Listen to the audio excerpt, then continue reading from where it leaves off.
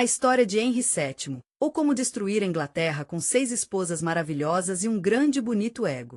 Há muito tempo, nos dias enevoados de 1491, um garotinho veio ao mundo na Inglaterra. Ele estava cheio de propósito e provavelmente tinha uma expressão presunçosa no rosto. Seu nome era Henry Tudor, o segundo filho do tipo Henrique VII e sua adorável esposa Elizabeth de York. O casamento deles foi político, que encerrou as Guerras das Rosas. As guerras não são a melhor maneira de mostrar amor, são? Agora, o pequeno Henry não deveria ser rei. A posição foi reservada para seu irmão mais velho, Arthur, assim como na lenda de Aruana. Mesmo naqueles dias, os tutores eram obcecados com relações públicas. Mas a vida e a tuberculose tinham outros planos. O pobre Arthur se casou com a princesa espanhola Caterine de Aragão e depois morreu aos 15 anos. Ele deixou seu irmão mais novo para herdar o trono e a viúva de seu irmão. Oh, Henry, seu clássico. Você sempre leva o que não pertence a você antes que esteja na moda.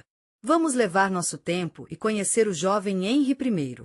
Ele era bastante alto, bem mais de 180 centímetros, que naquela época era a altura de um jogador da NBA. Seus ombros são largos e seu cabelo é a cor do ouro. Seu mogno polido e olhos azuis penetrantes dão a ele uma aparência um pouco intensa, como se ele estivesse pensando: espero que possamos chegar a um acordo. Ele era o mais bonito possível, em forma como um violino e tinha um fraco cheiro de ambição e veado assado sobre ele. É tão maravilhoso saber que o jovem Henry também foi muito bem educado. Ele era um cara tão completo. Ele gostava de tudo: latim, francês, teologia, música, poesia. Ele escreveu belos sonetos, interpretou alaúde, participou de discussões animadas com cortesãos e competiu em torneios emocionantes, brandindo uma espada em uma mão e um direito divino no outro. Ele incorporou o ideal do Renascimento, completo com o complexo de Deus. Seu pai, Henrique II, era um personagem um pouco chato, frio, cinza e um tanto desconfiante de todos. Então, quando Henrique VI faleceu em 1509, Henrique VII, de 17 anos, pegou o trono, e ele era tão divertido e cheio de vida quanto poderia ser. Ele estava pronto para se tornar o rei dos reis e fez a primeira coisa que pôde para que isso acontecesse. Ele colocou uma grande celebração, tomando banho menos afortunado com presentes e dançando alegremente de uma maneira divertida e alegre. Não, querida, ele se casou com Caterine Aragonese. Sim, a mesma Caterine, a viúva de seu irmão. Este foi o começo de uma das histórias mais famosas da montanha-russa da Family Roller, mas vamos salvar isso para outra hora. Vamos falar sobre que tipo de rei Henry se tornou. Henry foi uma delícia desde o início. Ele estava cheio de vida, sempre dando mais do que levava, e tinha uma queda por todas as coisas chiques e grandiosas. Ele estava apaixonado pela ideia de ser o governante mais majestoso de toda a Europa. Ele fez festas tão incríveis que até o vago ficaria orgulhoso. Apenas imagine, cisnes assados, fontes de vinho e mais veludo do que uma boy band medieval. Ele absolutamente adorava música e colocou seu coração e alma compondo uma de suas músicas mais amadas, Entertain Me in Good Company, capturou perfeitamente a essência do tipo de vida que ele desejava para sua corte. É uma pena que ele acabou cercado por lisonjeiros, espiões e cabeças decepadas mais tarde. Mas ei, todos nós mudamos um pouco quando atingimos 40, certo? Henry era um esportista apaixonado, especialmente quando se tratava de caçar, tênis e tênis real, que era um pouco mais complexo e medieval do que a versão moderna. Na verdade, ele era uma ginasta de tudo e era muito religiosa. Henry começou como um católico devoto. Ele até escreveu um tratado que criticou Martin Luther e defendeu o Papa, o que lhe rendeu o título de defender da fé. Mas mais tarde, ele decidiu deixar de lado esse título. No meio de sua vida pessoal, Henry acreditava forte de que ele era o rei escolhido de Deus. Isso levou a se esforçar pela excelência moral, mesmo quando significava fazer escolhas difíceis. No final da década de 1930, a imagem brilhante de Henry como um líder gentil e sábio estava começando a desaparecer. Ele ainda era inteligente, forte e determinado, mas também se tornou mais impaciente, cauteloso e um tanto cruel. Ele tinha uma crença tão forte em sua própria grandeza. Se alguém não parecia apreciar, ele se perguntaria: quem é Henry realmente? Ele era um garoto que nunca foi feito para ser um rei. Ele era um jovem que deslumbrava com perspectiva e poder. Ele era um governante que desejava herança, glória e um filho mais do que ele ansiava pela verdade. Ele tinha um profundo amor pela música, teologia, armadura e mulheres. Mas ele não fez tudo de uma vez. Ele realmente acreditava que tudo o que estava fazendo era certo e divinamente ordenado. Ele até reescreveu a religião, reconstruindo a Inglaterra e reduziu suas esposas à rima de As 6 Esposas de Henrique VII, a linha real de amor, perda e morte. Follies, divorciado, decapitado, falecido, divorciado, decapitado, sobreviveu. Não é algo? Esta linda rima existe há muito tempo e está em livros didáticos e musicais. Isso nos faz pensar em 6 mulheres inteligentes, interessantes e complexas que simplesmente não tiveram a melhor sorte na vida. Mas por trás dessa rima está uma vida inteira cheia de drama, traição, paixão, religião, política e o relacionamento muito emaranhado de um homem com mulheres, poder e seu próprio legado. Vamos pegar uma vela e caminhar pelos 6 casamentos de Henry. Somos Catarina de Aragão, a rainha divorciada da família real espanhola. Ela era digna e profundamente piedosa. Ela amava Henry, respeitava a coroa, deu a ele Maria, mas não deixou filhos por quase 2 décadas.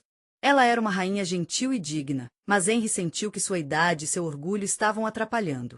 Ele pensou que ela deveria estar pronta para aceitar pacificamente sua decisão de sair, mas ela era teimosa demais para deixar ir.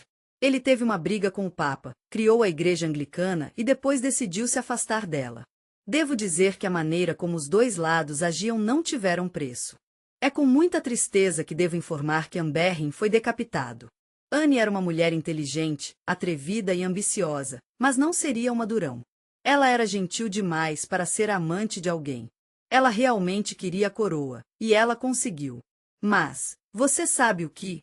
O próprio charme que havia encantado Henry começou a ameaçá-lo. Ela deu a ele o maior presente de todos, Elizabeth, e embora ele não tenha conseguido um filho, ele ainda foi abençoado além da medida. As acusações de adultério, incesto e traição estavam voando por aí, mas a maioria era falsa. Se as teorias mais dramáticas não se acreditavam, Henry ordenou que ela seja executada em um momento de drama legal. Eu sei que a cabeça dela estava rolando, mas estou torcendo para que a filha dela use a coroa um dia. Jane Seymour era uma alma gentil, uma pacificadora serena e um espírito afim para Anne. Ela era antítese de submissa e falava suavemente, mas Henry a amava muito. Eles foram abençoados com um filho precioso, Edward V, e embora a vida de Jane tenha sido interrompida por complicações pós-parto, seu legado de amor e sacrifício permanece. Eu a enterrei ao meu lado, e foi realmente romântico porque minha amada esposa é a pessoa que sempre me apoia. Anna Clews havia passado por um divórcio. Pobre Anna. Henry a escolheu de um retrato lisonjeiro, a conheceu pessoalmente e imediatamente declarou que parecia Flandres May. O casamento deles nunca aconteceu, e é por isso que ele estava se sentindo um pouco chateado. Anna foi profissional em tirar o máximo proveito da situação. Ela disse sim ao sexo anal, aceitou uma recompensa generosa e viveu felizes para sempre como a irmã favorita do rei. Para ser sincero, ela tinha melhor do que Catherine Howard, a adolescente decapitada, o flerte e a trágica Catherine. Ela era prima de Binnie, sem dúvida, uma das escolhas mais infelizes de Henry. Ele tinha quase 50 anos, e ela tinha talvez 17 anos. Ela trouxe vida ao seu tribunal envelhecido, mas seu passado e possíveis amantes atuais o alcançaram quando Henry descobriu. Ele chorou e, em seu próprio estilo, ele a executou. Catherine Parr sobreviveu à sua última esposa, foi educada, paciente e inteligente o suficiente para permanecer vivo. Catherine Parr era mais uma enfermeira do que uma amante de Henry, que já estava inchada, zangada e com úlceras. Ela cuidava de seus filhos, tentou fazê-lo se sentir melhor e ficou com ele em silêncio. Ela estava trabalhando secretamente para apoiar o movimento de reforma protestante. Ela sobreviveu a ele e depois se casou. E entenda isso, ela matou totalmente. Aqui estamos, 6 mulheres, cada uma com sua própria história única, um rei muito dramático, e por tudo isso, Henry mudou não apenas suas esposas, mas também seu país, sua religião e ele mesmo. O que começou como a história do Príncipe Dourado se transformou em um épico shakespeariano repleto de desgosto, ambição e mangas tão grandioso que só podiam ser descritas como ridiculamente pomposas. Queridos sonhadores. Não se preocupe. Este é apenas o começo. Agora que você teve o prazer de conhecer esse homem e ter uma visão de suas rainhas, levaremos cada um deles pela mão e passaremos por suas histórias NE por um. Cada um é uma tapeçaria separada e teremos o prazer de compartilhá-los com você. Caterine de Aragão era uma mulher especial. Ela foi a primeira esposa do rei da Inglaterra e um símbolo da corte de Tudor. Há muito tempo, muito antes de a Inglaterra pensar em discutir com o Papa sobre o divórcio, e a Espanha deu à luz uma garotinha envolvida em seda e esperanças reais. Era 1485, e o nome dela era Catalina de Aragão. Ela era filha de Ferdinand II de Aragão e Isabela de Castela. Você deve se lembrar que esses eram os mesmos Isabela e Ferdinand que expulsaram os mouros da Espanha. Eles também financiaram Christopher Columbus e estavam muito ocupados reconstruindo a Igreja Católica. Europa. Caterine tinha um histórico real, um espírito guerreiro e uma inclinação natural para a liderança que brilhava desde seus primeiros dias no palácio. Caterine era uma jovem estudiosa, tendo mergulhado no rico mundo da filosofia, história, música e teologia latina. Sua curiosidade intelectual não tinha limites. Quando atingiu a puberdade, ela já era capaz de se envolver em discussões animadas com monges. Ela foi criada em um lar com muito amor e fé.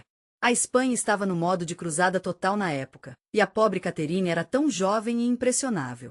Ela realmente acreditava que seu papel na vida era servir a Deus e à coroa.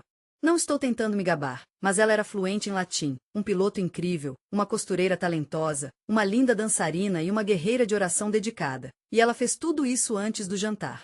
Quando ela tinha apenas 15 anos, Caterine partiu pelo mar para se casar com o príncipe Arthur, o príncipe herdeiro da Inglaterra e o irmão mais velho de Henrique VII. O casamento foi absolutamente impressionante, e a política que o cercava era ainda mais impressionante. Todo mundo ficou encantado por antecipar um futuro real longo e frutífero.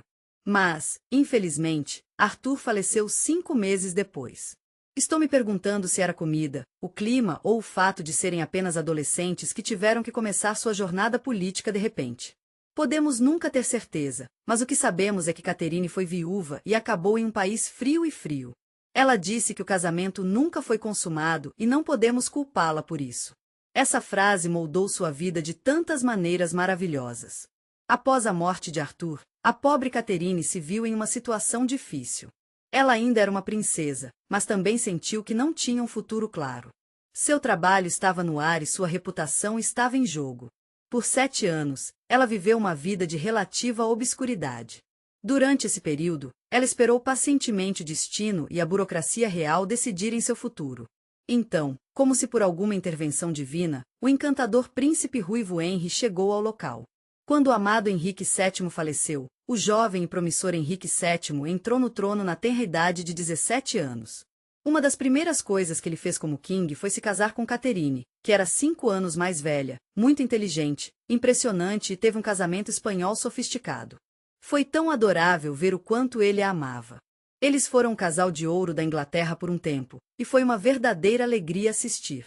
Estou tão feliz em lhe dizer que Caterine se tornou rainha da Inglaterra e fez um ótimo trabalho. Ela era uma pessoa tão gentil e atenciosa, adorada por todos. Ela também tinha muito conhecimento sobre como agir e ser gentil com os outros. Ela até governou como regem enquanto Henry estava em guerra e abriu a rebelião escocesa na Batalha de Flodden. Ela estava nos últimos meses de gravidez, assim como uma verdadeira lenda, mas havia um grande problema na forma da letra que Henry realmente queria um filho, e ele estava na lua quando Caterine lhe deu uma menina. A pobre Caterine sofreu pelo menos 6 gestações, mas apenas uma criança sobreviveu além da infância, a princesa Mary, a futura Maria. Mas Caterine nunca desistiu. Ela era profundamente dedicada a Deus e acreditava de todo o coração que era sua vontade. Ela permaneceu leal a Henry, amorosa e orgulhosa dele. Henry estava preocupado. Ele pensou que a esposa de seu cunhado era punição por se casar com ela. Eu sei, é muito para absorver, mas deixe-me dizer que a mente de Henry era como uma ginasta, pulando todos os tipos de argolas. E depois havia a Anna Boleyn. Tudo mudou de um pouco estranho para uma grande bagunça. Irish queria um divórcio, mas Caterine, é claro, não cedia. Ela lutou como uma leoa, defendendo seu filhote e sua posição no tribunal. Ela ficou diante dos bispos, nobres, e até o Papa e declararam que ela era a esposa real e legítima de Henry. Ela é conhecida por se ajoelhar diante dele e dizer: Mike, eu sempre fui uma esposa dedicada a você. Eu fui submisso e obediente, e sempre tentei fazer o que acho certo. Se não era contra a vontade de Deus, eu prefiro ser enterrado do que um pouco de que estava se refletindo. Igreja e inventou a sua.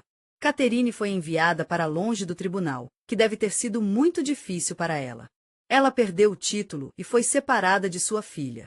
Ela também teve que morar em alguns castelos que não eram muito alegres. Ela estava muito triste por ser rebaixada e sentiu tão fortemente que era a única esposa de Henry e a legítima rainha da Inglaterra que se recusou a aceitá-lo.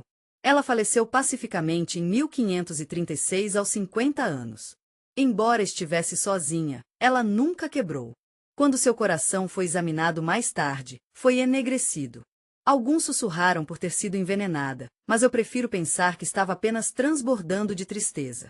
Catherine de Aragão era uma mulher dedicada que amava a Deus, sua coroa e sua filha. Ela era uma senhora tão inteligente e experiente. O povo inglês a amava muito. Mesmo quando estava longe de sua casa, ela agiu com a mesma dignidade e determinação que uma rainha e um general.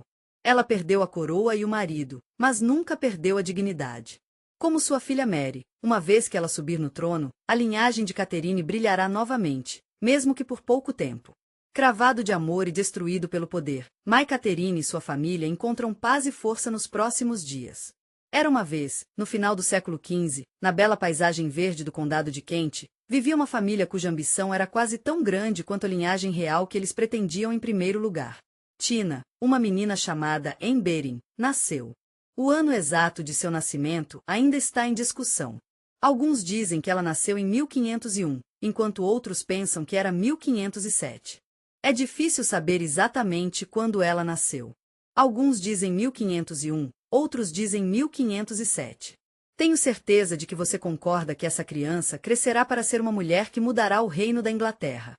E ela fará isso não com exército ou armadura, mas com inteligência, intriga e charme deslumbrante e perigoso. Anne era apenas uma garota comum. Ela não era filha de um rei ou uma duquesa. Seu pai, Thomas B., era um diplomata de muito sucesso. Ele também era um pouco esquisito, e nunca parou de trabalhar para torná-la importante. Sua mãe, Elizabeth Howard, veio de uma das famílias mais respeitadas da Inglaterra. Juntos, eles deram a Anna uma infância cheia de amor e aprendizado. Ela pode não ter nascido em um grande castelo ou família real, mas certamente cresceu com uma base sólida em educação, experiência e expectativas. Anne nunca foi feita para ser submissa. Ela sempre foi encorajada a brilhar. Quando era jovem, teve a incrível oportunidade de viajar para o exterior e servir nos tribunais do continente. Lá, ela recebeu uma educação tão rica e refinada que estava além de qualquer coisa que a maioria das damas inglesas daquela época pudesse imaginar. Primeiro, ela foi à corte da arquiduquesa Margaret na Holanda, onde aprendeu idiomas, etiqueta e diplomacia.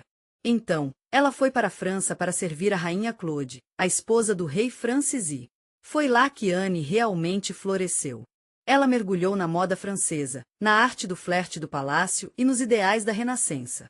Ela aprendeu a falar não apenas eloquentemente, mas também sedutoramente, com nuances e inteligência. Ela voltou para a Inglaterra, fluente no idioma e encantadora. Quando chegou ao tribunal de Henrique II, Anna Boleyn já era conhecida por sua beleza. Seus olhos escuros, pele de azeitona e pescoço longo e elegante eram certamente atraentes, mas havia mais para ela do que apenas a aparência dela. Ela era tão estável quanto uma rocha, inteligente como um chicote, e tinha um charme magnético que era apenas fascinante. Ela não era nada como sua irmã Mary, que havia sido amante do rei. Mary era uma situação deliciosa, mas não era nada para escrever. Anna estava determinada a fazer sua voz ouvir. Ela não queria ser apenas mais um nome na lista de contatos do rei. Se o rei realmente a quisesse, ela esperava que ele considerasse fazê-la sua esposa. Este foi o começo de um dos histórias de amor mais emocionantes e importantes da história europeia. Henrique VII, que já era casado com Catherine de Aragão, estava completamente e irrevogavelmente encantado com o espírito de Anna. Ela não era do tipo submisso habitual e não estava sorrindo como as mulheres com quem estava acostumado. Ela tinha uma confiança sobre ela que era cativante, um espírito desafiador e uma elogio sedutora. Para Anne, foi realmente um grande negócio. Se ela pudesse se tornar amante do rei, ele aumentaria o status de sua família. Mas ganhar a coroa em si precisaria de muita precisão, ambição e nervos de aço. Henry estava tão apaixonado por ela que não conseguia parar de pensar nela. Ele escreveu para ela as mais lindas cartas de amor, cheias de quanto ele ansiava por ela e com ciumento ele estava com todos os outros. Ele disse que faria qualquer coisa por ela, se ela fosse apenas dele. Estou tão feliz em dizer que eles foram preservados. Oh, sim, eles são absolutamente suculentos. Mas você precisa entender que Ana é uma pessoa muito atenciosa e cuidadosa. Ela não cedeu até que ele colocou a coroa na cabeça dela. Ela não queria ser outro amante rejeitado. Tudo o que ela queria era ser a rainha de Henry. É difícil de acreditar, mas a perseguição se transformou em obsessão, e então a obsessão se transformou em desespero. Ele pediu ao Papa que cancelasse seu casamento com Catherine. Ele usou a Bíblia para defender seu caso. Ele disse que Deus o estava punindo por se casar com a viúva de seu irmão. Ele acreditava que Deus o amaldiçoara porque Catherine não poderia ter um filho. Mas papai, que estava ocupado com a política europeia e não queria incomodar o sobrinho de Catherine, o poderoso imperador da Terra Santa Charles e de Roma, decidiu não concordar com seu pedido. Henry, como qualquer monarca orgulhoso e poderoso, fez o que ele achava certo diante da oposição. Ele decidiu ser o novo líder da Igreja da Inglaterra, separou de Roma e pediu ao seu povo que escolhesse entre obedecer ao Papa e obedecê-lo. Ele queria que seu povo fosse leal a ele, mesmo que isso significasse ser leal a um rei que estava começando a agir um pouco estranhamente. Em 1533, Henry e Anne deram um nó em segredo. Isso foi logo depois que Anne foi coroada rainha da Inglaterra. A coroação era tão grandiosa quanto a coroação de qualquer monarca. Foi uma cerimônia magnífica. Embora houvesse alguns murmúrios e olhares laterais do público, o público ainda adorava Catherine. Anne, que já estava grávida, caminhou pela abadia de Westminster em tendas douradas, aproveitando o momento em que havia se preparado com tanto cuidado. Foi um momento bonito, mas o destino teve um sentimento cruel de ironia. No mesmo ano, Anne deu à luz uma filha, Elizabeth. Elizabeth era uma criança brilhante e ardente que estava destinada a se tornar um dos monarcas mais lendários da história. Henry ficou realmente decepcionado por ter arriscado sua alma e destruído seu reino por Anne. Ele realmente queria um filho, e o poder de Anne, que ela havia adquirido rapidamente, começou a escapar. Embora ela tenha permanecido a esposa e a rainha de Henry, sua posição nunca estava segura.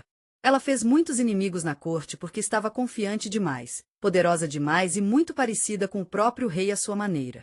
Ela se recusou a desempenhar o papel de uma esposa submissa. Sua segunda e terceira gestações terminaram em abortos, que devem ter sido de partir o coração para ela. É possível que um dos abortos tenha sido desencadeado pelo choque de testemunhar que a queda de Henry durante o torneio ou ouvindo sobre sua crescente paixão por uma senhora quieta de espera chamada Jane Seymour. O próprio tribunal que havia aplaudido sua ascensão agora estava dividindo discretamente as preocupações com sua situação. Em 1536, apenas 3 anos depois de se tornar rainha, Anne foi presa e enviada para a Torre de Londres. É realmente uma pena que ela tenha sido acusada de adultério, incesto e infidelidade. Parece tão injusto, especialmente porque era muito conveniente para todos os envolvidos. Entre os acusados estava seu próprio irmão. O julgamento foi, como você pode imaginar, nem o que esperávamos que fosse um julgamento. Era mais como uma execução real de câmera lenta. Ana é uma pessoa tão gentil e atenciosa. Ela falou com tanta eloquência e compostura, se defendendo com uma paixão ardente. Mas, no final, ficou claro que o veredicto havia sido decidido muito antes do início do julgamento. Em 19 de maio, o pobre Ana foi levado para o andaime. Ela estava toda vestida com um vestido escuro e um manto de graça. Seus cabelos estavam escondidos sob o infame capuz francês que se tornou sua marca registrada. Ela fez o discurso final com tanta dignidade e compostura. Apesar de ter a gravidade da situação, ela manteve um comportamento calmo, optando por louvá-lo em vez de acusá-lo, que é exatamente o que você esperaria de uma rainha que enfrenta a morte. Então, com um golpe rápido e preciso da faca do carrasco francês, ela faleceu aos 30 anos de idade. A história de Ellen não terminou com sua morte. Tudo começou lá. Sua filha, Elizabeth, se tornaria um dos maiores governos que o mundo já conheceu. A reforma que ela iniciou com seu casamento ecoou através dos tempos, mudando não apenas a Inglaterra, mas também a paisagem da própria religião ocidental. Ana não era apenas nenhuma vítima antiga. Ela era uma personagem complexa com muitas camadas. Ela não era apenas um vilão, mas também uma rainha. Era como uma revolução embrulhada em seda e aço, e eu não poderia estar mais emocionado. Ela era uma mulher que ousou pedir mais, e enquanto o mundo tentou derrubá-la de seu pedestal, sua sombra se estende pela história. Caros sonhadores, feche os olhos, mas mantenha seus ouvidos abertos, porque outra rainha está esperando logo atrás do véu. Ela estava tão quieta quanto um rato, enquanto Anne era tão ousada quanto um leão e tão compatível quanto um cordeiro.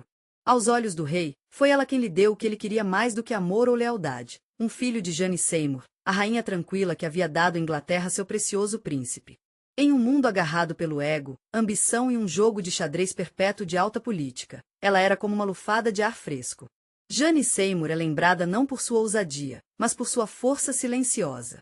Sua voz suave e sedosa e um comportamento gentil ganharam o carinho do rei, garantindo-lhe um lugar na história complexa e fascinante da corte de Tudor.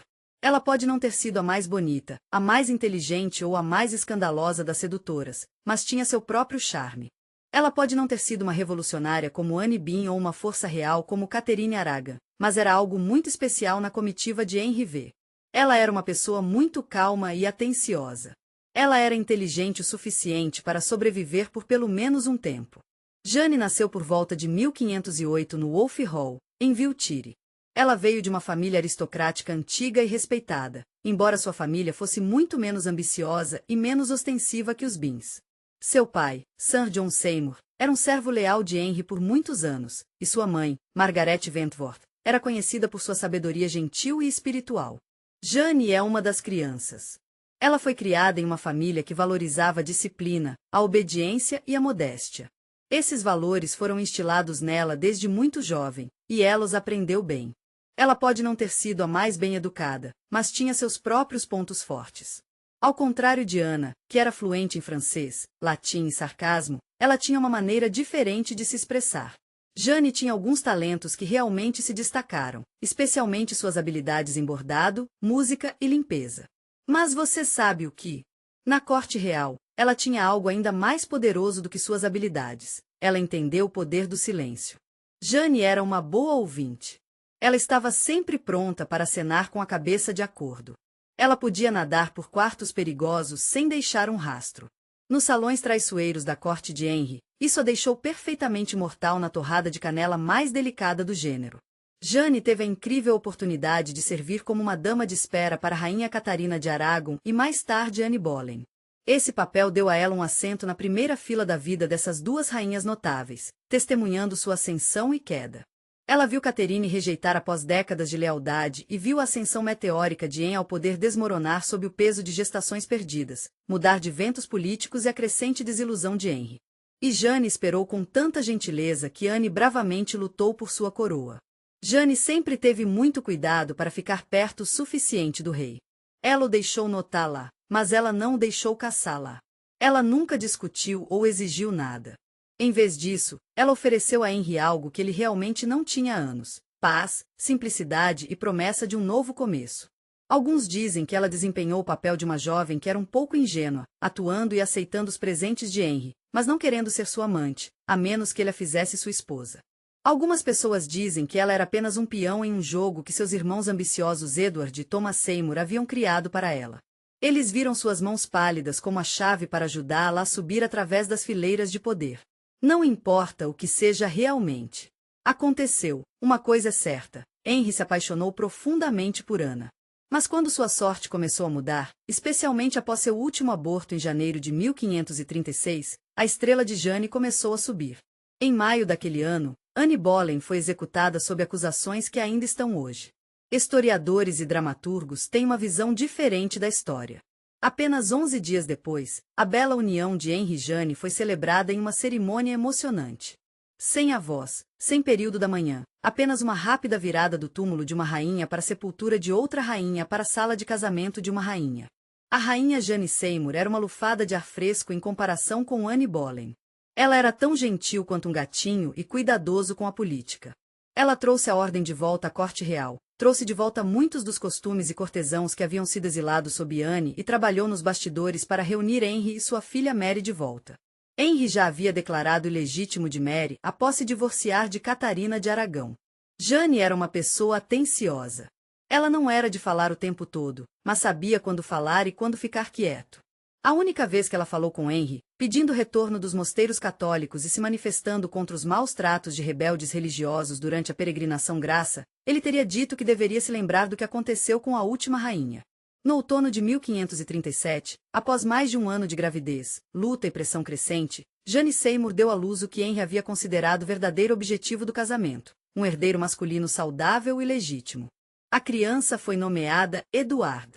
Após um nascimento difícil que durou 2 dias e 3 noites, Jane estava fisicamente fraca e bastante doente.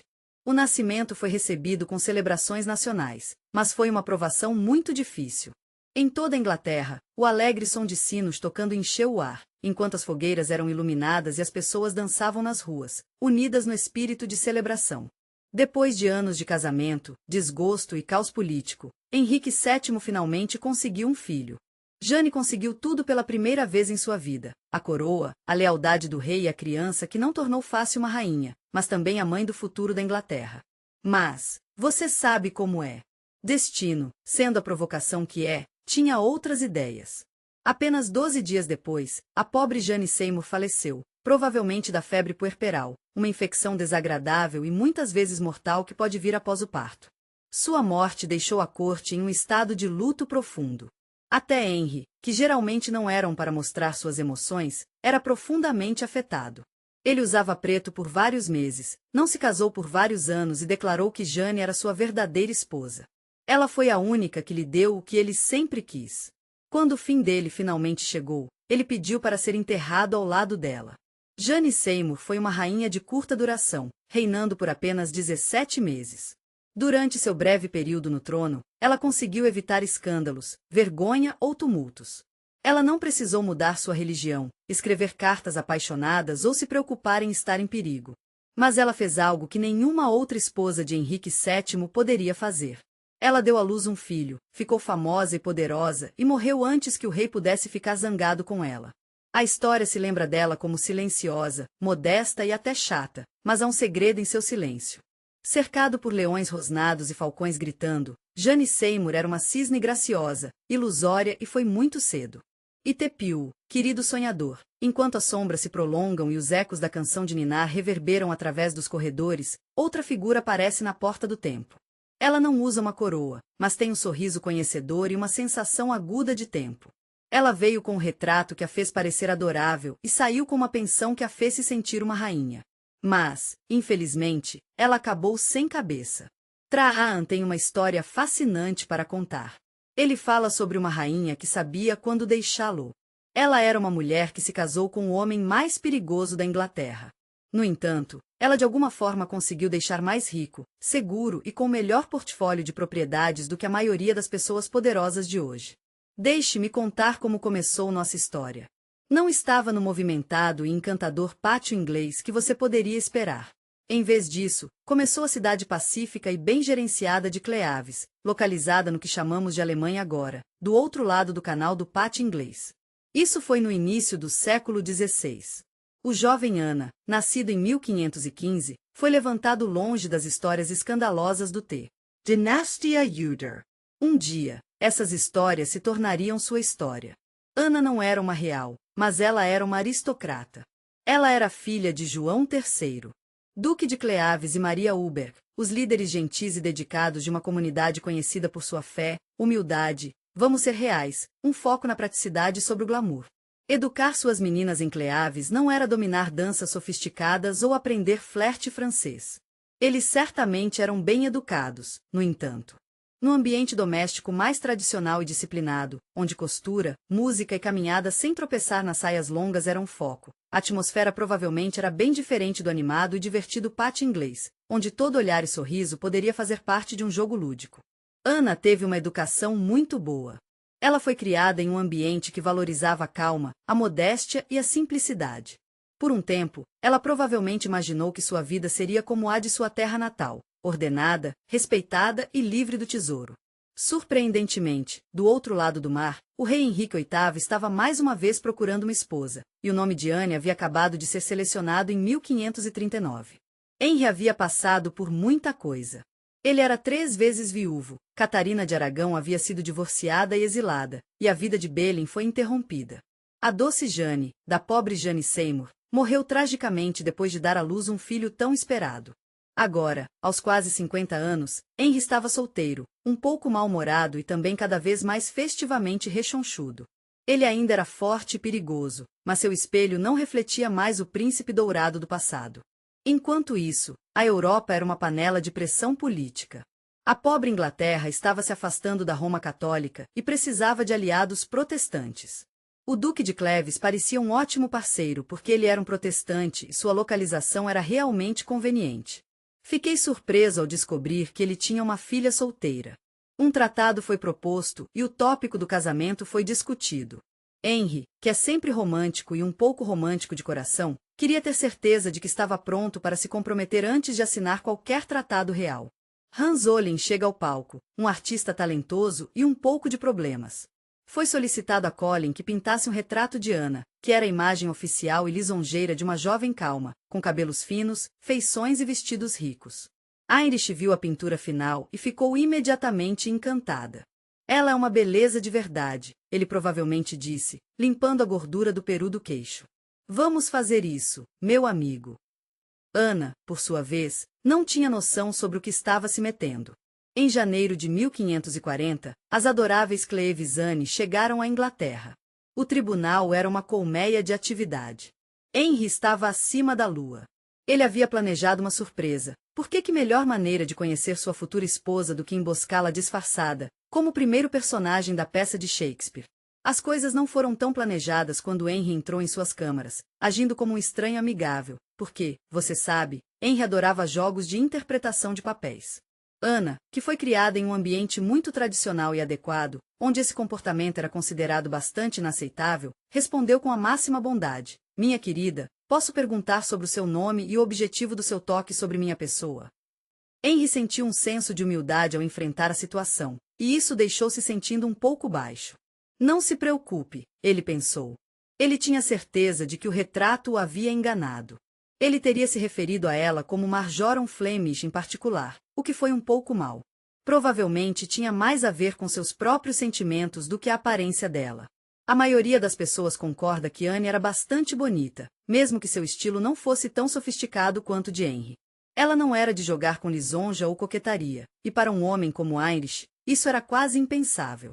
No entanto, o tratado foi assinado, a data do casamento foi estabelecida e o sindicato era extremamente importante. Portanto, apesar de sua insatisfação, Henry se casou com Anna em 6 de janeiro de 1540.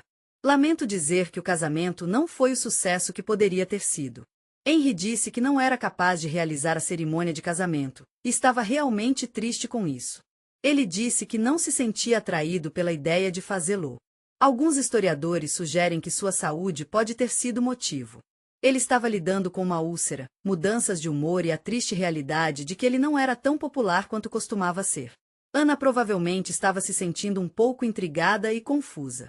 Ela havia feito tudo o que era exigido dela. Ela se vestiu corretamente, falou graciosamente e tr. o melhor dela. Mas os sentimentos de Henry já haviam mudado para a jovem. Era apenas uma questão de tempo antes que ele descobrisse a senhora flertadora de Catherine Howard. Quando June chegou, era praticamente um acordo feito. Henry queria um divórcio, e Anna, em vez de lutar, implorar ou chorar como seus antecessores, fez algo realmente incomum. Ela concordou. Ela disse que sim. Ela o deixou ir. Ela concordou com o divórcio, citando uma noite de núpcias fracassadas e um contrato de casamento provisório. E no final, ela disse que não. Em troca disso, ela recebeu uma vida doce, não sendo casada com Henrique VII. Anne Cleves recebeu um subsídio generoso. Ela recebeu o castelo de Havre, ironicamente, uma antiga propriedade de várias propriedades, joias, funcionários e o título honorário da irmã favorita do rei. Ela decidiu ficar na Inglaterra e participou de eventos reais. Ela se deu muito bem com Henry e seus filhos, especialmente a princesa Elizabeth, que frequentemente a visitava. Ela nunca se casou, nunca voltou aos penhascos, e felizmente, nunca foi desonrada, presa ou forçada a cair do auge da fama. Ela tinha mais 17 anos de vida e, naquele tempo, sobreviveu a Henry, Catherine Howard e Catherine Parr. Ela faleceu pacificamente em 1557, aos 41 anos. Ela tinha 42 anos quando foi deitada na abadia de Westminster. Ela era a única das esposas de Henry que foi enterrada lá, e era importante para ele poder prestar seus respeitos. A história nem sempre trata Anne Cleves de maneira justa. Muitas vezes a torna uma esposa pouco atraente e mal-sucedida, e a coloca na mesma categoria que Anne Boleyn e Catherine Howard. Mas isso não é realmente justo. Anna era sábia e diplomática. Ela tinha muitos instintos de autopreservação e sabia que quando você era casado com um homem com uma espada e um temperamento rápido, às vezes a melhor coisa a fazer era desistir para sobreviver.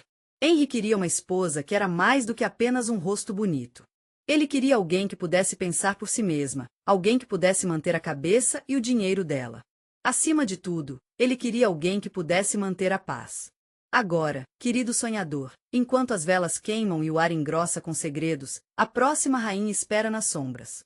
Ela é jovem, muito jovem, bonita, animada e ingênua. Sua história terminará muito mais como berrins do que Anna Cleves. Catherine Howard era uma alma gentil, como uma rosa sem espinhos e uma coroa sem um futuro. Ela era uma garota que dançava muito perto do fogo, mas tinha um coração gentil e um bom espírito. Há muito tempo, não muito tempo depois que Anne de Cleves faleceu pacificamente, livre do carinho amoroso, mas avassalador de Henry, uma nova pessoa chegou à corte real, como perfume refrescante e doce de perfume na brisa de verão, brilhante, edificante e cheia de vida, embora parecia levar a uma certa mirante.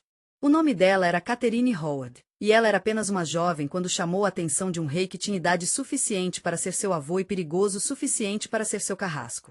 Ela nasceu por volta de 1523, uma data que faz os historiadores suspirar e virar as páginas, mas ainda podemos aprender muito com a vida e os tempos dela.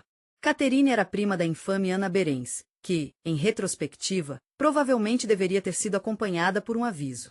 Tenha cuidado, meu amigo, porque lidar com isso pode atrair reis e infortúnios. Ela era filha de Lord Edmund Howard, um homem que, para dizer o mínimo, não era o mais rico. Ele tinha mais dívidas do que dignidade, e a família Howard, embora nobre, estava espalhada por toda a Inglaterra como manteiga velha em torradas queimadas. Quando Catherine ainda era muito jovem, sua mãe faleceu. Seu pai provavelmente estava impressionado e não tinha dinheiro suficiente, então ele a enviou para morar com sua avó materna, a duquesa de Norfolk. Era um colégio interno para meninas com mentores, mas não foi a melhor corrida. Catherine teve uma educação muito relaxada, e a casa da duquesa era bastante grande, com muitas crianças. Era uma casa animada e talvez um pouco menos do que perfeitamente controlada. Foi lá que Catherine, apenas uma jovem adolescente, descobriu a alegria de flertar, a magia da música e a emoção de beijos roubados por trás das tapeçarias. Ela também conheceu homens que tratavam o namoro como um esporte, que foi uma experiência nova e emocionante para ela. Dois desses homens, Henry Monks, seu professor de música, e Francis Daron, um candidato mais assertivo, desempenhou um papel significativo no R. Cedo. Enquanto os historiadores modernos ainda debatem toda a extensão dessas conexões, o que é certo é que o nome de Catherine já estava associado a rumores muito antes de ela vestir o vestido. Então, em 1540, quando ela tinha apenas 17 anos, tudo mudou. Catherine foi escolhida para ser uma senhora de espera para a recém-coroada Anne de Cleves. Ela se viu em uma quadra bonita e ocupada, cheia de roupas e segredos sofisticados. O rei Henrique VII, que já tinha 50 anos, um pouco do lado gordinho lidando com alguns problemas de saúde, notou um adolescente doce e rindo com cabelos castanhos e covinhas que o fizeram pensar em vinho doce. Para Henry, Catherine Howard era como um renascimento, um novo começo, o início de algo novo e cheio de potencial. Ela foi a segunda primavera, o último sopro da juventude antes da inevitável jornada para o túmulo. Ela estava cheia de vida, encantadora e sempre rindo. Mais do que tudo, ela parecia absolutamente encantada por ele. Podemos nunca saber se esse fascínio foi genuíno ou parte de toda a performance, mas para o rei, que estava se tornando cada vez mais amargurado e inchado, Catherine era bálsamo, uma distração, um sonho. Em julho de 1540, apenas 19 dias depois de cancelar o casamento com Anne Cleves, Henry havia se casado com Catherine Howard. Ela se tornará a rainha da Inglaterra, uma adolescente nos braços de um homem que agora usava forro debaixo de suas roupas e precisava de ajuda para subir as escadas. Mas ela desempenhou seu papel bem. Ela dançou, sorriu, acariciou e até o chamou de Rosa Sem Espinhos, que era um apelido insanamente otimista para um homem que já havia executado uma esposa e descartou outro como o ganso assado de ontem.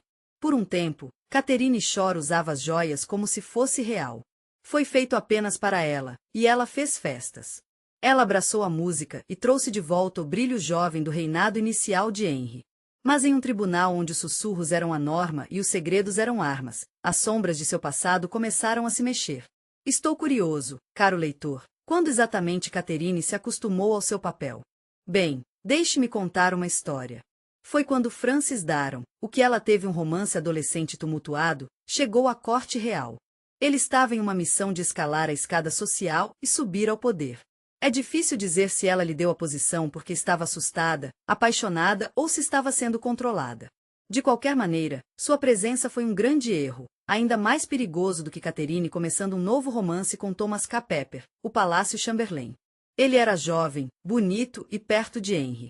O relacionamento deles, talvez romântico, talvez físico, era mal aconselhado, pois apenas um adolescente em uma coroa podia organizar reuniões secretas com a ajuda de uma das damas de Catherine, Jane Boleyn. Sim, a mesma Jane Boleyn, viúva do irmão de Anne Boleyn, que já tinha visto a queda de uma rainha e estava aparentemente pronta para arriscar novamente, mas em uma quadra onde não restava nada. O boato logo chegou aos ouvidos do arcebispo Cranmer, e a partir daí, foi rapidamente transmitido ao rei. Assim que Henry descobriu as acusações contra Catherine, ele parou tudo.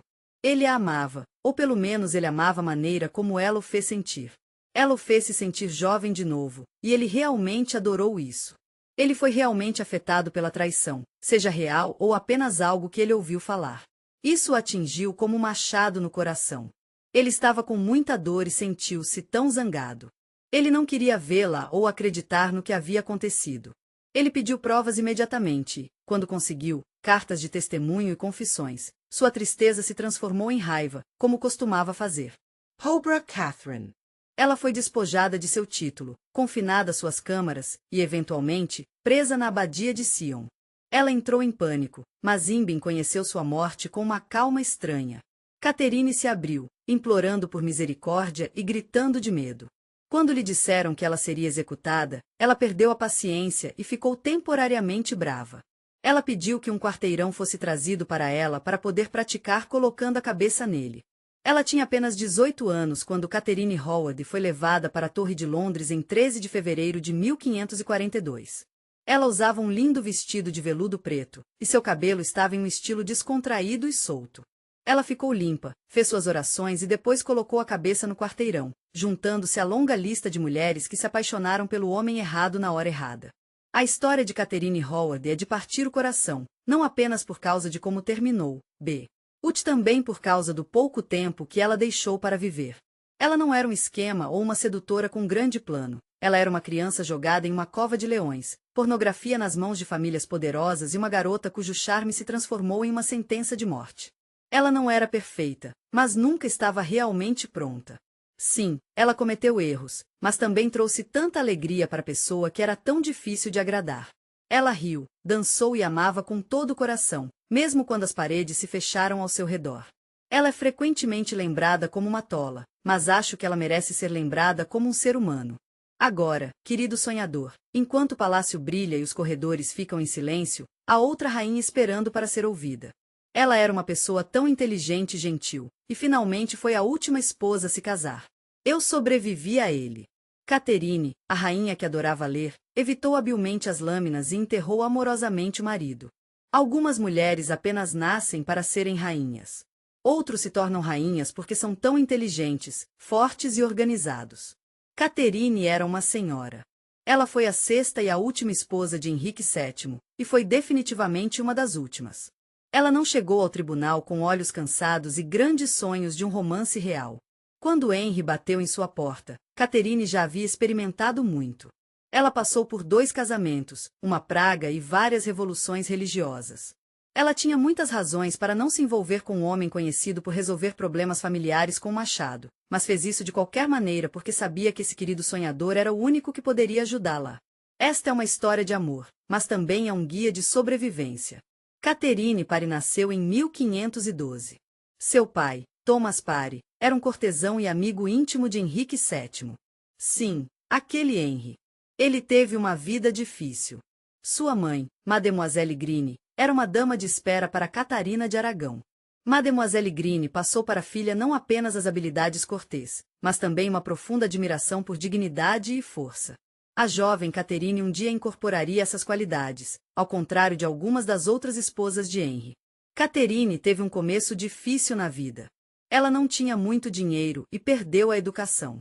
Seu pai faleceu quando ela era jovem, e seus dois primeiros casamentos, primeiro para Edward Berg, um aristocrata doentio, e depois para John Neville, o barão Latimer, um viúvo idoso de bom humor com contexto político, tinha mais a ver com cumprir seus deveres do que sobre seus próprios desejos pessoais.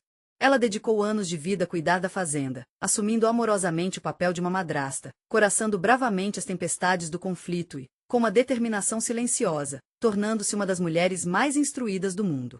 Inglaterra. Catherine era uma pessoa muito completa. Ela falava várias línguas, leu latim e grego e estava profundamente interessada em religião. Ela estava interessada na reforma protestante que estava varrendo a Europa na época. Esse movimento estava deixando todos esclarecidos ou profundamente suspeitos, dependendo do quanto eles sabiam sobre seu próprio idioma. O marido de Catherine havia morrido e ela estava lidando com isso. Quando Catherine perdeu o marido pela segunda vez, ela era 30 anos mais velha que a maioria das noivas. Ela tinha sido viúva 2 vezes e parecia completamente contente em deixar um relacionamento romântico e viver uma vida tranquila dedicada ao estudo e devoção. Mas então, é claro, Henry VII apareceu.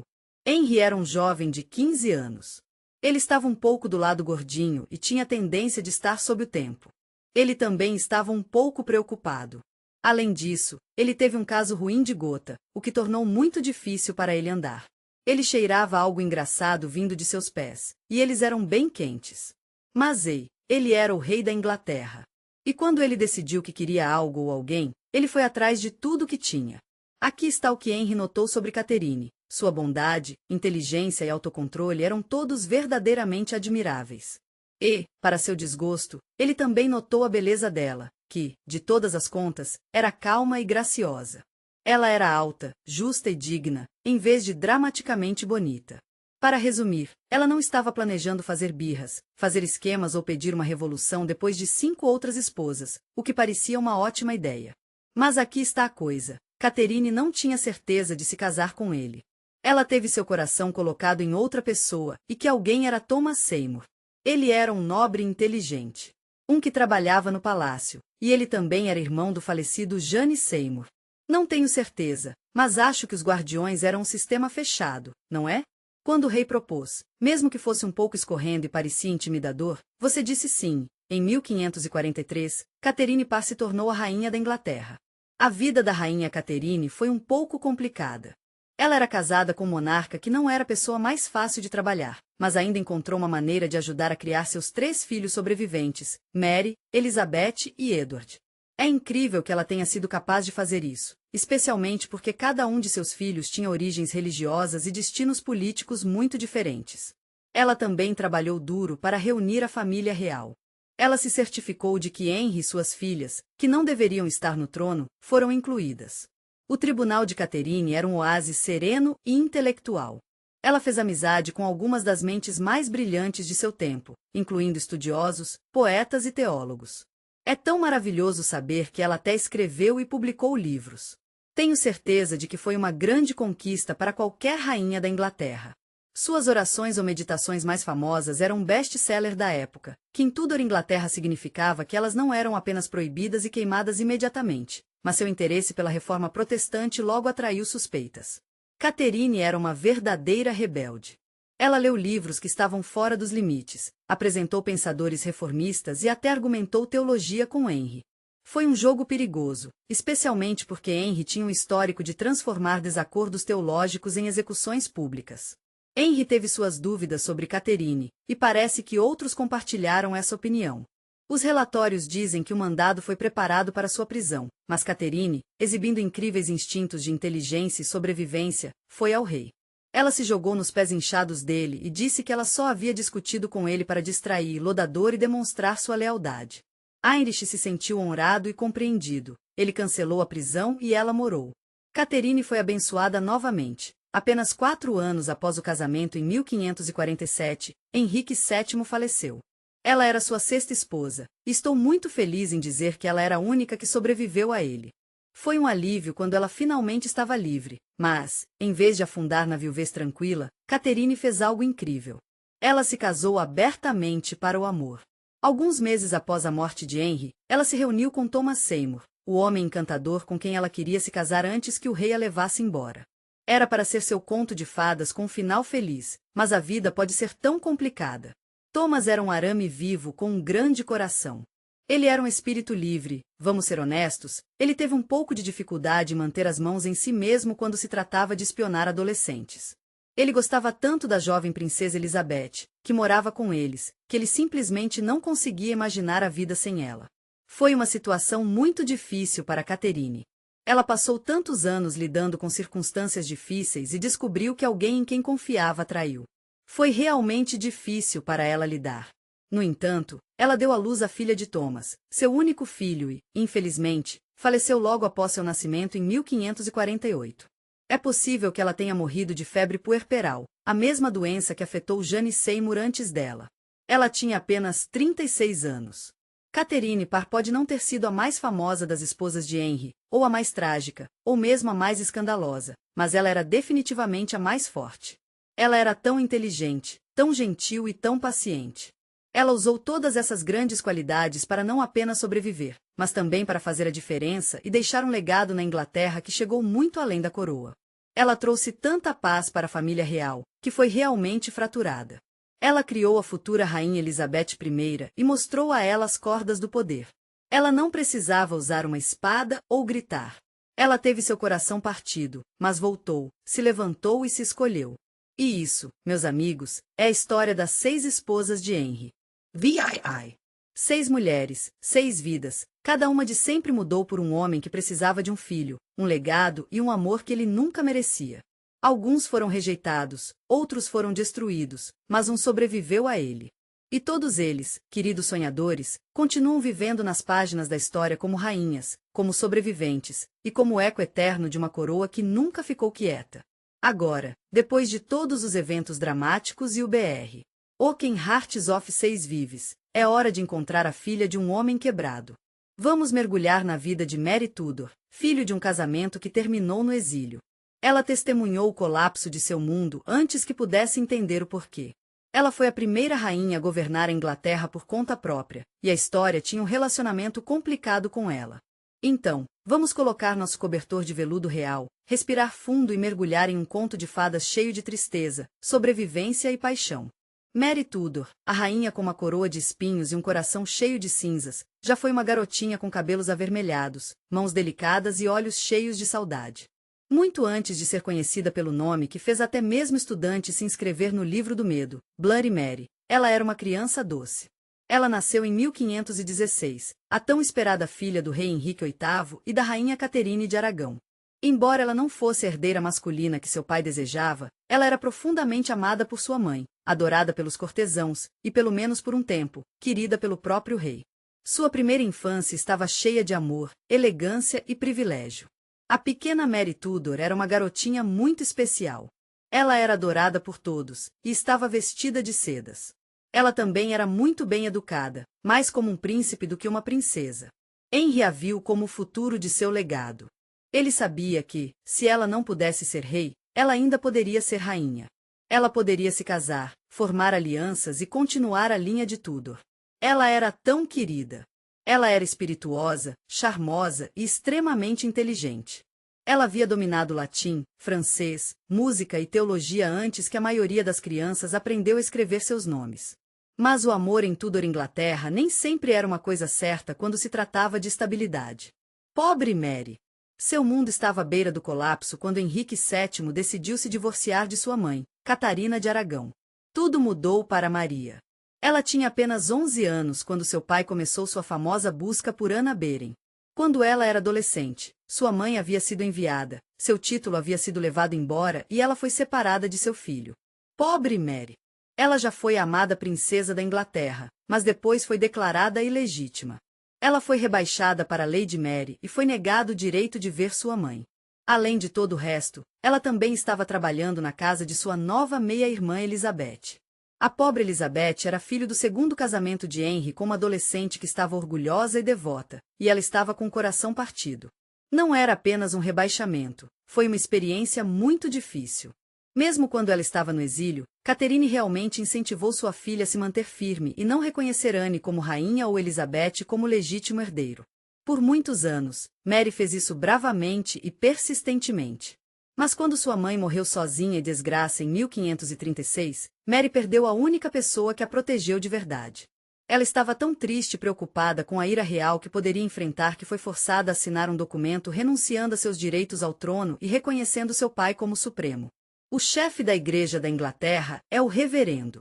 Foi uma experiência muito difícil para ela, e é completamente compreensível porque ela não conseguiu encontrar em si mesma perdoar a si mesma. Os anos que se seguiram foram um pouco estranhos, mas também pacíficos e silenciosos. Maria morava no palácio de seu pai, mas era como um fantasma, sempre presente, mas nunca realmente notou. Ela foi autorizada a voltar a favorecer até certo ponto, mas sempre sentiu que estava sendo vigiada e tratada com suspeita. A reforma protestante estava enraizando na Inglaterra, e Maria, como sua mãe, era uma católica devota. Por causa disso, ela foi vista como um símbolo da antiga fé, e alguns a viram como uma ameaça à nova ordem. Quando Henry faleceu em 1547, seu meio-irmão mais novo Edward V tinha apenas 9 anos. Ele estava cercado por conselheiros protestantes que, infelizmente, queriam erradicar permanentemente o catolicismo sob seu governo. Pobre Mary! Ela estava sendo empurrada, cutucada e intimidada novamente. Ela estava sendo perseguida e recebeu ordem de abandonar sua religião, adorar a Inglaterra e esquecer a missa, os santos e as orações latinas que já haviam sido o coração de sua alma. Maria era uma mulher forte e corajosa. Mesmo quando seus amigos foram presos e ela foi ameaçada de prisão, ela permaneceu firme em suas crenças. Ela aprendeu a sobreviver em silêncio, percebendo que às vezes a coisa mais segura é esperar o momento certo. E sua chance chegou quando Edward morreu em 1553 na idade de jus. T15. Ele e seu conselho estavam preocupados com Mary, e eles tentaram impedi-la de herdar a coroa. Em seu lugar, Lady Jane Grey, uma prima distante e protestante firme, foi declarada rainha. Mas eles não veram o potencial de Maria. Eles pensaram que ela estava em um lugar difícil. Ela se sentiu fraca e esquecida, e não tinha aliados. Eu entendo de onde eles vêm, mas acho que estão enganados.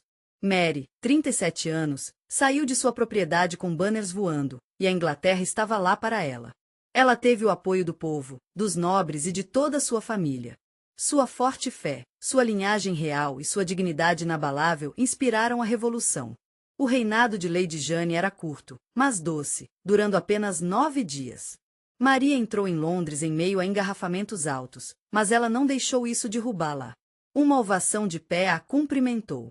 Pela primeira vez na história inglesa, uma mulher levou o trono à direita, não pelo casamento. Foi uma ocasião importante, e fez com que todo o seu sofrimento parecesse valer a pena. Ela triunfou. Ela tinha uma coroa e um trono. Mas a decisão era diferente de sobreviver.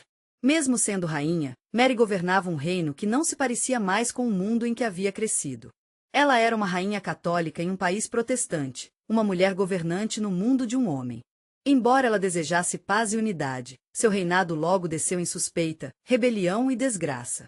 Determinada a devolver à Inglaterra a fé católica, Maria reverteu as reformas de Edward, restaurou o papado e casou-se com Filipe II da Espanha. Essa aliança política foi iniciada com as melhores intenções. Era para fortalecer os laços com a terra natal de sua mãe, mas, infelizmente, as pessoas não retribuíram o sentimento. Philip era de outro país e ele estava um pouco frio. Mas ele também era ambicioso, e Maria o amava mais do que jamais amava qualquer outra pessoa. E então a queima do catolicismo começou, e o governo de Maria executou quase 300 protestantes, queimando-os nas ruas para heresia. Foi um evento realmente infeliz, e as pessoas estavam compreensivelmente com medo dela. Eles começaram a chamá-la de Bloody Mary, o que era realmente injusto.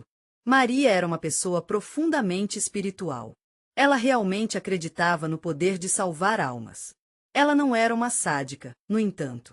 Ela era uma crente, uma fanática, uma mulher cuja infância foi destruída por uma agitação religiosa. Ela estava tentando desesperadamente restaurar a unidade da Inglaterra da única maneira que sabia como. O casamento de Mary foi um fracasso. Philip passou a maior parte do tempo no exterior. Ela sofreu várias gestações falsas, e seu estômago inchou de esperança repetidamente. Porém, se transformou em decepção, e isso deve ter sido muito doloroso para ela. Ela realmente queria uma criança, não apenas para continuar a linha de Tudor, mas também para impedir que o trono vá para sua meia-irmã protestante Elizabeth. Mas não havia criança e, em 1558, a pobre Maria estava fisicamente quebrada, com dor, possivelmente do câncer de ovário ou alguma infecção não diagnosticada. Ela estava com o coração partido, seu povo estava preocupado e seu legado já havia terminado. Estava começando a escurecer. Ela faleceu em 17 de novembro aos 42 anos, deixando a coroa para a própria irmã que ela tentou proteger. Desfeitá-los. Ela foi colocada para descansar na bela abadia de Westminster, com um simples piso de pedra que era perfeito para ela. Anos depois, Elizabeth foi colocada para descansar na mesma tumba, e a inscrição dizia: os parceiros estão no trono e no túmulo. Tenho certeza de que você concorda que essa é a coisa mais trágica da história. Afinal, a história se lembra dela como uma Bloody Mary, uma rainha que queimou seu povo, mas ela também era uma garotinha doce que perdeu a mãe, uma princesa gentil que foi rejeitada, uma irmã que lutou por sua coroa e uma mulher que não governava com charme ou ambição, mas com resistência implacável. Ela pode não ter sido a rainha perfeita, mas era uma rainha da mesma forma. E ela abriu o caminho para o maior monarca, a Inglaterra já conheceu. Meu querido sonhador, fico muito feliz em dizer que as velas estão mais brilhantes, não mais mestres. A sombra da tristeza de Maria, a chama está prestes a explodir brilhante, desafiador e deslumbrante. Elizabeth, a rainha que transformou sua destruição em um reino da glória, é a razão para isso. Quando a pequena Elizabeth Tudor entrou no mundo em 7 de setembro de 1533, no belo palácio de Greenwich, com a luz dourada do outono transmitindo pelas janelas de vitral e o ar cheio de esperança e antecipação, sua chegada foi recebida com uma mistura de alegria e incerteza, longe da grande celebração que seus pais haviam antecipado. Estou aqui para você, meu amigo. Afinal, ela não era menino, para quem seu pai havia dividido seu reino para ter um herdeiro, em torno de quem ele reconstruiu os fundamentos espirituais e políticos de sua nação. Em vez disso, ela era uma garota. Ela era uma decepção frágil com cabelos vermelhos embrulhada em roupas e sombras de expectativa. Sua mãe, a bem conhecida e cativante Anna Boleyn, havia dado um respingo na corte. Ela era uma mulher afiada e divertida cuja ambição levou a algumas mudanças inesperadas na vida de Henry, incluindo seu casamento com Catarina de Araga, sua aliança com o Papa e sua reputação religiosa. Agora, ao enfrentar o desafio de não ter um filho, seu apoio político estava mudando, como o velho pergaminho deixado na chuva. Quando Elizabeth tinha apenas 3 anos, ela havia perdido tudo o que já teve. Seu futuro era incerto. O título de princesa foi abolido e seu lugar na linha de sucessão foi declarado ilegal por um decreto parlamentar. Sua mãe, Ana, foi executada sob as ordens de seu pai sob acusação de adultério, incesto e traição. As acusações eram tão politicamente motivadas quanto falsas. A partir desse momento, a infância de Elizabeth foi marcada por um paradoxo estranho, e é algo com que ela ainda está lutando hoje. Ela fazia parte da família real, mas também era indesejada. Ela era importante o suficiente para ser observada, mas nunca foi desejada. Ela foi enviada para morar em casas remotas, passando de um pátio para outro como um último pensamento. Ela foi criada por madrasta que vieram e foram como uma mudança sob os cuidados de seu pai. Ocasionalmente, ele era carinhoso, mas nunca conseguia encontrar o olhar dela sem se lembrar do fantasma da esposa que ele havia destruído. Apesar de sua posição precária, Elizabeth recebeu uma educação além das expectativas de seu sexo. Ela foi criada mais como um príncipe do que um príncipe. Lady teve a sorte de ter alguns mentores maravilhosos que a ajudaram a crescer. Eles ensinaram a ela muitas coisas diferentes, como teologia latina, grega e francesa, lógica, retórica, filosofia e história. Eles a ensinaram sobre o mundo clássico e os emocionantes eventos que acontecem fora do castelo. Quando tinha 10 anos, Elizabeth já havia aprendido a discutir com estudiosos, traduzir textos antigos e escrever poesia com elegância e inteligência. Quando ela tinha 15 anos, ela já era fluente em 6 idiomas. Ela também desenvolveu uma mente nítida e observadora. Ela sabe que dizer a coisa errada na hora errada pode significar prisão ou pior. Quando seu pai faleceu em 1547 e seu meio-irmão Edward VI assumiu o trono aos 9 anos de idade, o tribunal se tornou um lugar onde diferentes ideias e interesses entraram em conflito. Havia grupos de pessoas apaixonadas por religião, pessoas encarregadas do governo e nobres que queriam usar seu poder para controlar ou se livrar de quem pudesse desafiar a nova ordem política. Elizabeth era uma jovem mulher de sangue real e inteligência crescente, e ela se viu em uma posição difícil, onde teve que escolher entre ser leal e a possibilidade de perder seu lugar no mundo ou ser visto como traidor. Sua irmã Mary, uma devota católica e ferozmente orgulhosa, subiu ao trono em 1553, após um curto e trágico reinado de 9 dias de Lady Jane Grey. Quase imediatamente, Elizabeth se tornou um objeto de suspeita, um símbolo de resistência protestante, quer ela queira ou não. Ela foi presa na Torre de Londres por suspeita de apoiar uma rebelião sobre a qual provavelmente não sabia nada. Ela estava trancada nos mesmos quartos onde sua mãe morava. Ela estava esperando para ser executada. A sombra da morte pairava sobre ela, como geada, mas Elizabeth era uma mulher forte. Ela não quebrou, ela suportou. Ela compôs cartas cuidadosas e ambíguas nas quais expressou sinceridade suficiente para acreditar e astúcia suficiente para sobreviver. Depois de alguns momentos de horror e meses de isolamento, ela foi libertada sob supervisão. Ela foi autorizada a retornar à vila e retomar seu comportamento como um assunto submisso. No entanto, ela sabia que sua vida poderia terminar com uma única assinatura quando Mary morreu sem filhos em 1558. Elizabeth chegou a Londres não apenas como a última herdeira de Tudor, mas como sobrevivente. Ela viveu momentos muito perigosos com o pai, o irmão e a irmã. Ela teve que lidar com muitos políticos, de revoltas religiosas, mas ela lidou com tudo com sua inteligência, sua cautela e a crença de que ela não nasceu para o exílio ou um papel decorativo. Ela tinha 25 anos, com cabelos loiros, olhos brilhantes e um carisma que poderia silenciar um salão lotado com um único olhar. Ela era rainha desde o início de seu reinado e era adorada por seus súditos. Elizabeth entendeu que o casamento era algo que ela deveria fazer. Naquela época, pensava-se que ter uma rainha apenas não era natural. Eles pensaram que era perigoso e que outras pessoas poderiam aproveitar. Eles também pensaram que a sobrevivência da dinastia Tudor e a paz do reino dependiam do nascimento de um filho. Elizabeth era uma mulher muito inteligente. Ela não queria dar seu poder a um homem. Ela não queria estar ligada às ambições de príncipes estrangeiros ou nobres domésticos. Em vez disso, ela criou uma mitologia inteira em torno de sua identidade como a única mulher soberana. Ela se declarou a esposa de seu reino, coroa e pessoas. Ela criou a imagem de uma rainha virgem com tanta habilidade que se tornou uma vantagem divina. Ela manteve seus fãs viciados por décadas, e eles ainda estão tão dedicados como sempre. Filipe II da Espanha, o arquiduque Charles da Áustria e o duque de Anjou estavam todos interessados em se unir, mas nunca fizeram um acordo. Eles usaram seu status solteiro em sua vantagem, usando como uma ferramenta diplomática, um chip de barganha e uma maneira de mostrar sua independência. Isso permitiu que ela evitasse ter que se casar no tribunal. Ela teve a sorte de ter amigos que eram tão engraçados quanto ela, por mais inteligentes que fosse e tão leal quanto poderia ter esperado. William Sewell era seu consultor de confiança e uma fonte constante de apoio. Francis Walsingham era seu espião, um aliado discreto e confiável. Robert Dudley era seu favorito, um homem cuja proximidade com a rainha era um tópico de muita discussão, especulação e até inveja. Apesar dos rumores e sussurros, a rainha nunca se casou com ele. Ela escolheu permanecer solteira, talvez porque entendeu que mesmo o amor poderia representar um desafio para sua posição como rainha. E essa abordagem funcionou para ela. O reinado de Elizabeth foi um momento de paz e prosperidade. As artes floresceram e a economia cresceu. Esse período é frequentemente chamado de Era de Ouro de Elizabeth. Poetas, dramaturgos e filósofos floresceram. Escritores como William Shakespeare, Christopher Marlowe, Edmund Spenser e Ben Jonson transformaram a língua inglesa. Eles o tornaram mais vivo e cheio de fogo. Teatros, música e máscara se tornaram uma fonte de orgulho nacional. Ela navegou nas águas internacionais com uma mistura única de charme e força, qualidades que tiveram um papel significativo em sua ascensão. Ela era uma jogadora experiente no complexo mundo da política europeia, apoiando movimentos protestantes no exterior sem recorrer a conflitos abertos.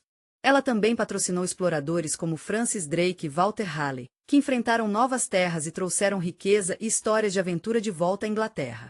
Quando se depara com os desafios, ela se manteve firme, até se rebelando contra o Império Espanhol quando atingiu seus limites.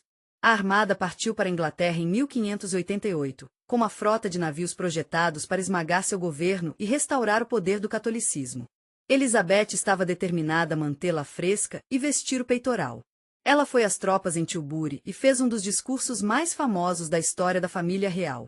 Ela disse que, embora seu corpo fosse fraco e frágil, seu coração e caráter eram reais e ela era rainha da Inglaterra. E quando a armada foi derrotada, não apenas por causa da coragem inglesa, mas também por causa de tempestades e boa sorte divina, a lenda de Elizabeth foi selada.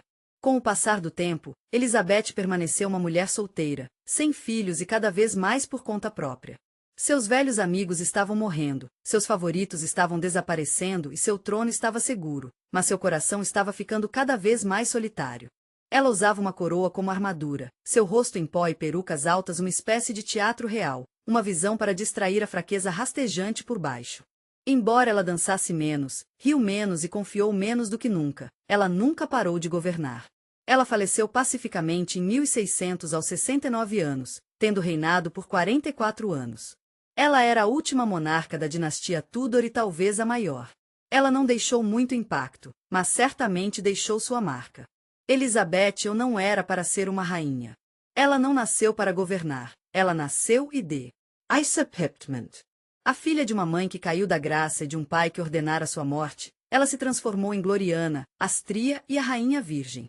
Ela era uma mulher de tanta força, brilho que as gerações olharão para trás em seu reinado e chamam de Idade de Ouro. Mostrou que uma mulher pode governar por direito próprio, não como deputado, não como esposa, não como marido, mas como soberano. Demorou os fragmentos quebrados de uma dinastia em ruínas e os usou para criar a Era da Arte. Embora sua linhagem tenha terminado com ela, sua história se tornou uma lenda.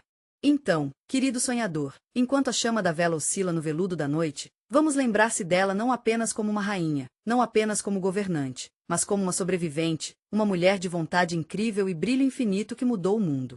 O curso da história, simplesmente recusando-se a ser menos do que extraordinário.